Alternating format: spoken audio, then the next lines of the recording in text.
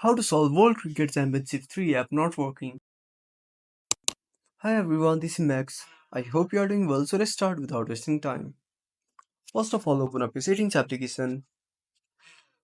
Now go to apps, tap on app management and search for WCC3.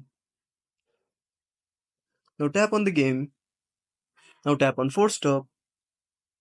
Now go to storage usage and tap on clear data.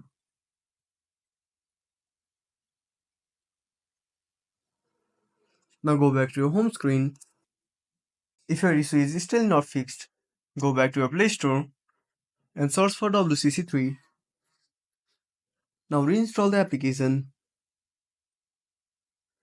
So that should fix the issue. If you found this video helpful, smash that like button and subscribe our channel for more awesome content.